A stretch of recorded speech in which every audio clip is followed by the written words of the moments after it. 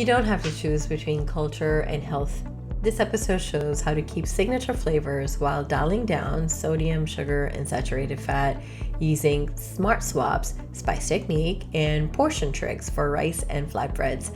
Stay to the end for a 3-item cultural grocery haul and label tips.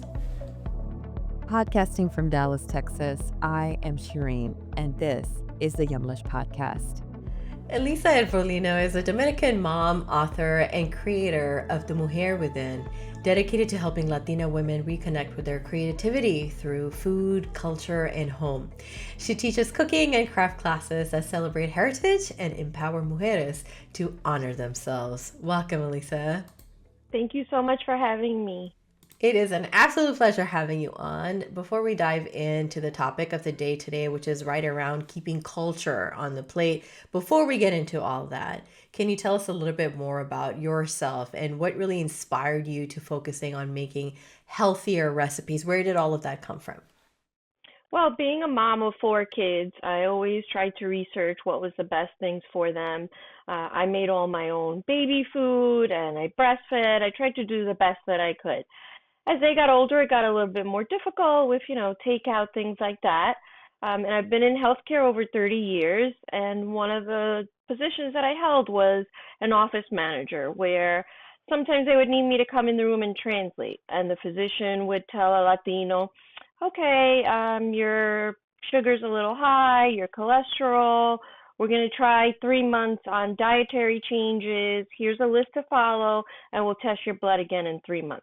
And the dietary changes almost always started with no more rice, no more bread, no more of these white carbs, and cut out a lot of the things that you're eating now at home. And ultimately, what would happen is the patient would come back and their blood work would still be abnormal because they felt like they left everything that they loved behind, everything that was part of their culture, the rice, the beans, the chicken, all of that had to be left behind because they said no carbs. So they ultimately failed and came back and had to get on medication. So I think that motivated me as well to find a better way. Why can't we be healthy but still have our culture honored? You know what you're mentioning here, Lisa, just really strongly resonates with me. In fact, that's been a lot of my own inception story for Yumlish, which was around trying to figure out how to eat healthy within the South Asian foods that I grew up on, and having a very similar encounter with a doctor for something that I was going through at the time, where the doctor just like, yeah, just eat healthy. I was like, okay, like what does that mean for me? Where do I start? Where do I begin? It was not only vague, but it was just incredibly unhelpful. Especially, and I like that you mentioned this very culturally relevant story around, you try as a physician to give the best advice you can, which is ultra generic, which doesn't apply to everyone, which it doesn't need to apply to everyone. There's no cultural adaptation for it, and that's, I think, where you found this niche within which you work, and I really admire that, because that lens, that cultural lens, is so. I think it's not only ignored, but it's just overseen altogether.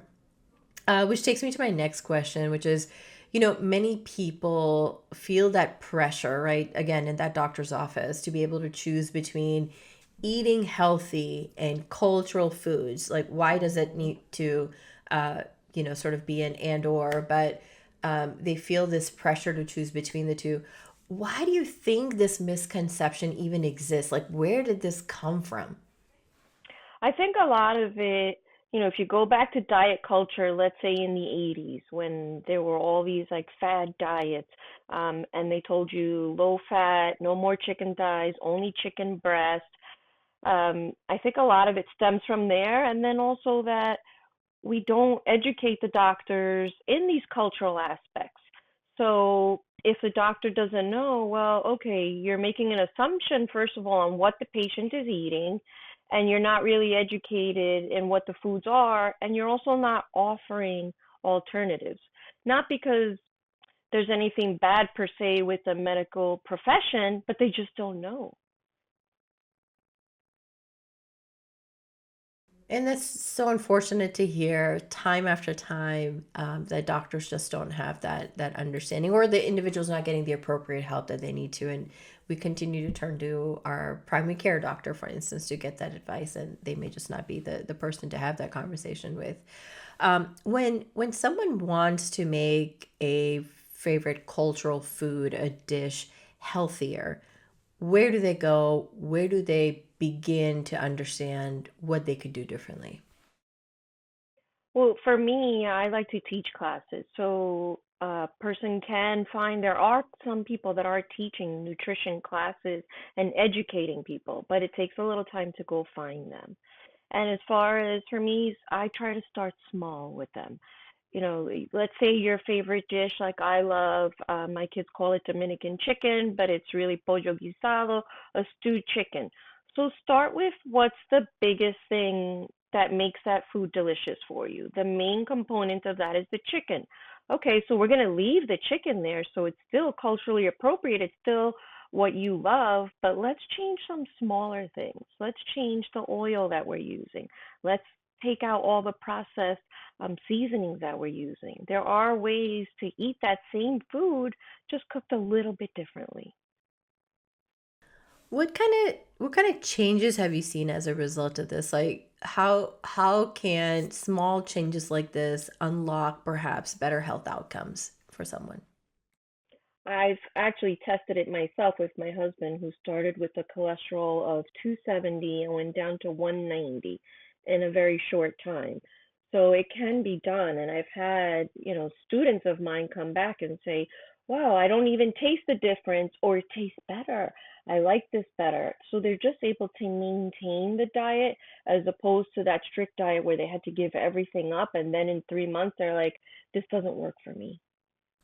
And why do you think that is, right? Like this doesn't work for me. Where does that come from? I think it's just all or nothing. If you feel that you Mm. have to give up everything, you're not going to do it. But if we can Hmm. make some adaptations where I can still eat the foods that I love and the flavors that bring me back to my home and to my country and honor my ancestors, if I can keep that in your diet, I think that you're more likely to stick to it. I get it. I'm going to move on to the next question here, Lisa. So, are there specific like herbs, spices, just to get more specific here, that people can use, or cooking methods even that people can use, that can help chip at this whole making cultural foods healthier experience? Yes. So I start with let's cut out processed foods. We're all quick to go to the store and buy that little jar of sazon, the little packets, and these kind of fake flavor enhancements. If we just go back to the way that our grandma did it, I just do it very simple. I am going to just mash up garlic, oregano, salt, and I make a paste out of it. And that's how I season all my meats, all my stews, my beans. I don't add any powders, I don't add any processed foods to it. You're going to start with just natural foods. Then you're going to add some citrus. Some lime juice gives amazing flavor without using those processed foods. Some fresh cilantro. There's also cinnamon, cloves. There's so many natural things that you can put in your food to enhance flavor without putting those chemicals in there. There's also fresh butter, ghee, things like that, as opposed to using margarine, which a lot of Latinos are using, canola oil, like those kind of things, we want to cut them out. So there are ways to improve your health. Fresh olive oil, coconut oil, avocado oil is my favorite. So these are simple things that we can do to make a big impact at the end of the day when they all add up together. Mm-hmm. And truly is. You just talked about the oils. I want to get into some other kinds of alternatives and different things. So, if you can help us understand some other smart swaps that again help us stay culturally honest. Can you speak more to, you spoke a little bit about oils, but can you speak to grains, dairy alternatives that Hmm. could work best in, again, some of those classic foods without changing the identity of the dish? Grains is a good one. So I know a lot of Latinos love to eat white rice. We all love like that jasmine rice. Rice isn't necessarily as bad as you think it is. First of all, there are better options for rice, like brown rice, quinoa, wild rice. These are all options that are a little better than the white rice. But also, I try to teach them, okay, they don't taste the same as white rice. When I really want white rice, I have it. But let's talk about portion control. 1 cup of rice is what you're supposed to have. Cooked rice, not uncooked rice. So if you put that on a plate, that's much smaller than the big plate of rice that you're used to eating. So how about we have just that 1 cup of rice? We're going to load it with beans so that now that fiber makes it a complete protein. I also teach them that there are differences in starches, like resistant starch. So how about we put that rice in the refrigerator and have it tomorrow or in a couple hours so that it could be a more resistant starch. So I still want you to have the things that you can enjoy, but let's make small modifications. As far as oils, for sure, not having corn oil, which is very inflammatory. Um, Canola oil, I would say for me, is the worst one. Canola is not even a vegetable. The margarines that are highly processed, if you read the back of the container of margarine, you don't want to eat that. Thank you for that helpful perspective. You talked about that rice one, and I actually want to double click into that a little bit. When we're thinking about rice, when we're thinking about flatbreads on the plate, portioning, mixed grain strategy, excuse me, or resistant starch tricks like you mentioned the chill and reheat or the parboiling of the rice. Can you again walk us through some strategies there that still taste familiar? So like I made moro is rice and beans when it's mixed together, right? So you cook them together, the rice and beans. That's typical in a Latino household. I made that with quinoa. So I used the same beans, the same seasonings like I normally would, a lot of fresh cilantro, lime. My family loved it just as much as they do moro. You can barely taste it because the flavors are all the same. So something like that is an easy swap where you can put quinoa in there because it has the beans and the same flavor profile that I use every time that they normally have it, they won't notice it as much. So that's like one good one that you could do. Absolutely love it. To our listeners who are listening to the audio side, I'm like nodding my head away because a lot of this is also resonating with me. Because in the South Asian culture, right, we're Yeah. big on rotis, which is like our flatbreads, and then the white rice is also big. We do the basmati, but the point being, we're still doing Hmm. the white rice there. Let's talk about the sodium game plan. That's another big one. What per serving target does one aim for? And what are your go-to ways to hit it without again the blandness of the food? So in the past I've heard things around citrus or vinegars. Anyways, if you wouldn't mind talking through that a little bit. Yes. So what I try to tell them is I don't get into the numbers so much with them. Bless you. Because what happens is when you get a little too scientific, especially with the older generation, they're like, oh, I can't count how much sodium is in a teaspoon, and I had salt in my beans, I had salt in my rice, so that gets a little complicated for them. So what I try to do is I teach them there's no table salt, nothing on the table. There's no salt. You don't need salt on the table to add extra as like your finishing salt. I add my salt in the beginning in my garlic paste. Now I make a jar of it. When I use 1 teaspoon in a pot of beans, that is very little sodium when you put it out per serving. And I'm adding citrus. I'm adding fresh cilantro. I'm adding onions, peppers, capers, olives. These are all things that give you the impression that they're a little salty, a little brinier, but they're not really high sodium foods. Very helpful. Can you share an example of a traditional recipe that you've adapted in some of these ways that you've talked about that kept again its authenticity but supported better health at the same time? Sure. I did a class where we did tortillas. So tortillas normally are made of corn if you're going for a traditional tortilla. Now, the new corn that we have now is highly inflammatory, and corn doesn't have any real nutritional value anymore, unfortunately. So what I've taught them is we can make tortillas out of plantains or yuca. So I take a yuca and I boil it, or a plantain and you boil it, which is loaded with potassium and fiber, so it's much better than the corn. I boil it and then I'll mash it. You can put it in the food processor or mash it with a fork and make it into a dough. And then I put it right in the same tortilla press that you normally use and put it on the flat iron, and they're so delicious, much healthier for you, and a lower glycemic index than you would have if you went with the corn tortilla. One of the other things I want to touch upon here are things like family buy-in, right? You may intend to do or make certain changes for yourself, but how do you introduce changes with elders, kids who love sort of that original flavor or the original starchiness, whatever it may be? Hmm. Um, uh, how do you go about getting that buy-in, or or even do side by side taste tests? That could work. I think, first of all, especially with kids, the key is to have them help you, right? When you involve a child in cooking, they're more likely to eat it than when you just serve it on a plate and say, oh, try this new thing. So that's my first takeaway. Even with elders, you tell them, oh, look, mom, I want to show you how now I make tortillas.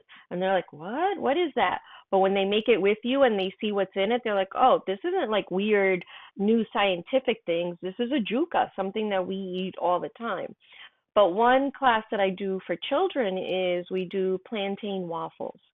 So I take a plantain, just raw plantain. You do one plantain, one egg, a tablespoon of oil, some cinnamon, some vanilla, so it's nice and sweet on their palate. I blend it all and I put it in the waffle iron. And I take out a waffle. I also show them how to do homemade whipped cream. I bring a container of Cool Whip that has 9 or 10 ingredients, and then I do whipped cream, which is just the cream with a little bit of cinnamon and vanilla. And they're thrilled that they made it themselves, first of all. It's homemade and it tastes delicious with some few berries on top. So I find that when you show them how you're cooking it, they get excited and they eat it. Absolutely love that. I love the idea of making it like a family experience so it Yes, doesn't feel like, oh, this is this isolated thing that I have to do only for myself, yes, all on my own, right? yes. It's like bringing in and also changing habits together, which is Mhm. an important part of it. For our listeners here today, Lisa, can you walk us through? So if someone is listening to this and thinking, okay, I want to be able to make some changes, I don't know where to begin. What advice do you have for someone who wants to get on track, or again want to sort of reclaim their health, but may even not have like the time or the money or the culinary training that it may need to sort of get there? I think you start small. Go to the supermarket. You're going to start, first of all, with your pantry. Start reading the bottles and look at the ingredients. I go to the store and I see my olive oil. It's $1 more for organic oil than regular olive oil. Spend the dollar and buy the organic. Try to reduce the chemicals that's in your food. So the less number of ingredients, if you have 5, 6 ingredients on that package, that's okay compared to something else that has 12 ingredients. Can you even read those ingredients? Do you know what they are? Start small like that. Just looking at labels. Before you change anything, just start reading the labels.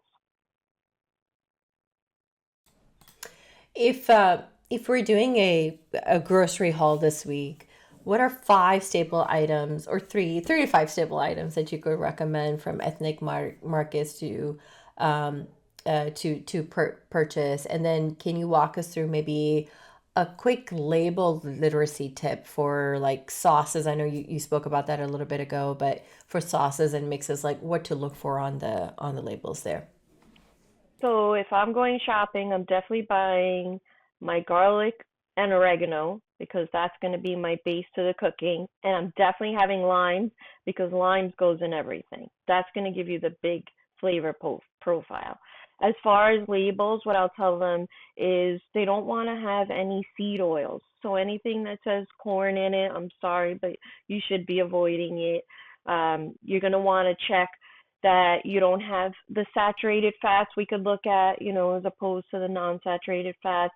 If you're going to go buy some chicken, can you buy a pack of organic chicken thighs that are nice and healthy and don't have that excess chemicals in it?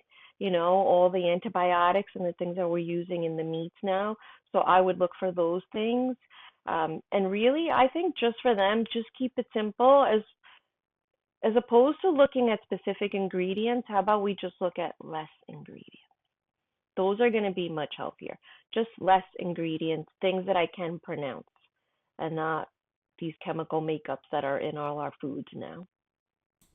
I love this rule of thumb around like buying things that you can pronounce. If it's Yes, like too complicated, just yes, might as well push it to the side. yes. At this point, we are toward the end of the episode. Elisa, would you help our listeners understand how they can connect with you, learn more about your work? Sure. So you're going to want to go to my website, which is elisairvolino.com. It's a blog about Latina lifestyle. So it's going to have some home decor in there, some travel, heritage, and a lot of recipes. We're adding new recipes every day. Also, I have a podcast that'll be out soon. We don't have it finished yet, so I won't give all the details. But follow me on social media on Instagram, Elisa Irvolino. You're going to see tons of events happening there. I have classes coming up. And if you're on Long Island, go to your local library because I book a new library almost every day. And those classes are free or very low cost to patrons and very educational. Absolutely. Absolutely love that. Lisa, with that, thank you so very much for your time here today on the podcast. To our listeners, we want to head over to our social media, please, and hear from you. Help answer this one quick question, which is what's one traditional dish from your culture that you would love to make a little healthier? Again, head over to at Yumlish on Facebook, on Instagram. Find this podcast post, and again, comment below to tell us what's one traditional dish from your culture that you would love to make a little healthier? We'll continue the conversation there, Lisa. Thank you so much again for joining us. Thanks for having me. Thank you for listening to the Yumlish podcast. Make sure to follow us on social media at Yumlish_ on Instagram and Twitter, and at Yumlish on Facebook and LinkedIn for tips about managing your diabetes and other chronic conditions, and to chat and connect with us about your journey and perspective. You can also visit our website, yumlish.com, for more recipes, advice, and to get involved with all of the exciting opportunities Yumlish has to offer. If you like this week's show, make sure to subscribe so you can hear more from us every time we post. Thank you again, and we'll see you next time. Remember, your health always comes first. Stay well.